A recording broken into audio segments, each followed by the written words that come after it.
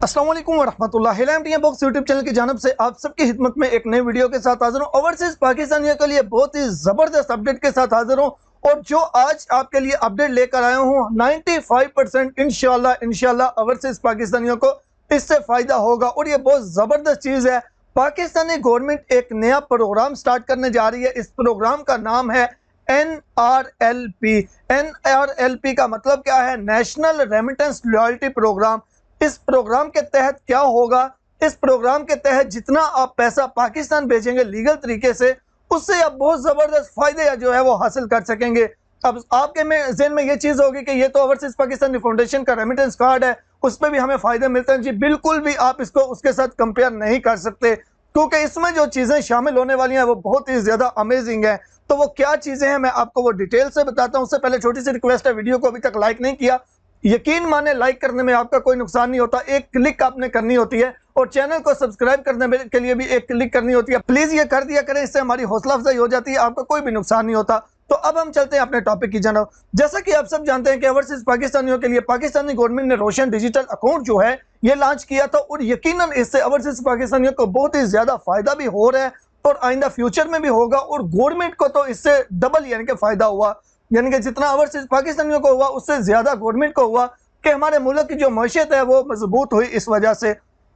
अब पाकिस्तानी गवर्नमेंट ये चीज अच्छे तरीके से समझ चुकी है कि अगर हम ओवरसीज को फायदा देंगे, कोई उनके लिए अच्छी चीज निकालेंगे तो उससे हमें भी फायदा होगा। रोशन डिजिटल अकाउंट पे काफी ज्यादा स्कीमें जो है वो लॉन्च की गई, जिसमें एक रोशन अपनी कार जो कि मुकम्मल मैक्सिमम जो है ये फ्लॉप हो गई। उसकी वजह यह थी कि इतनी ज्यादा टर्म्स एंड कंडीशन टफ थी कि ओवरसीज को इतना उससे फायदा नहीं हुआ, तो इसी वजह से ये जो स्कीम है ये फ्लॉप हो गई। यानी कि इतने टर्म्स एंड कंडीशन टफ थी, कौन इस चीज को अप्लाई करेगा। पाकिस्तानी गवर्नमेंट ने यह सोचा है कि किस तरीके से ओवरसीज पाकिस्तानियों को अट्रैक्ट किया जाए कि वो ज्यादा से ज्यादा रेमिटेंस जो है वो अपने मुल्क में भेजें। तो इसी चीज को मद्देनजर रखते हुए पाकिस्तानी गवर्नमेंट एक नया प्रोग्राम लॉन्च करने जा रही है। वो प्रोग्राम किन के साथ मिल के होगा?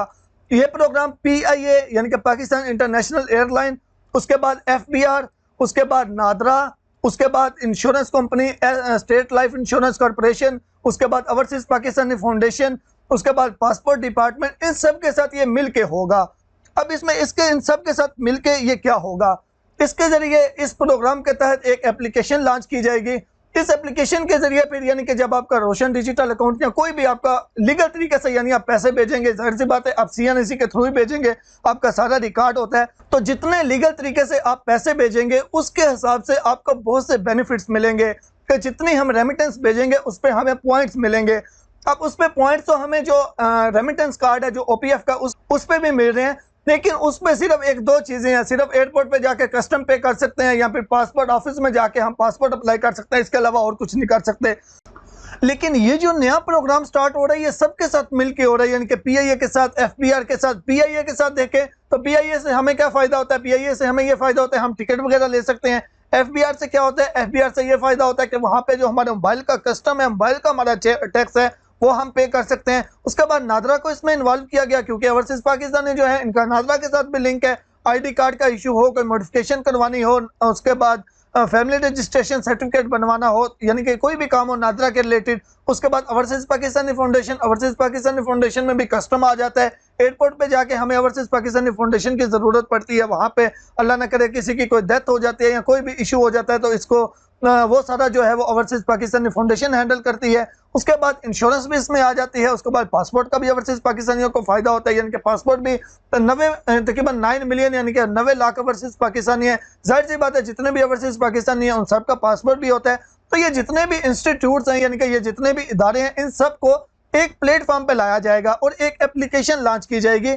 उस एप्लीकेशन की मदद से ये सारे यानी कि जितने भी इदारे मैंने आपको बताए हैं ये सारे उस एप्लीकेशन के अंदर ही होंगे। तो हमारा इनके रिलेटेड जो भी इशू होगा वो हम सॉल्व कर सकेंगे। और यहाँ पे एक और भी चीज के मैक्सिमम चांसेस हैं, वो ये कि जो हम जितना रेमिटेंस भेजेंगे ये रेमिटेंस के साथ सारा लिंक होगा। तो जितना हम रेमिटेंस भेजेंगे उसके हिसाब से हमारे पॉइंट्स होंगे और मैक्सिमम ये चांसेस है। ऑफिशियली तो इसको शेयर नहीं किया गया इस पॉइंट को जो मैं अभी आपको बताने वाला हूँ, लेकिन मैक्सिमम ये जितने भी इन सबको साथ में इंक्लूड किया जा रहा है, इससे यही लगता है कि जितने भी हम रेमिटेंस भेजेंगे उस पर हमें पॉइंट्स मिलते जाएंगे।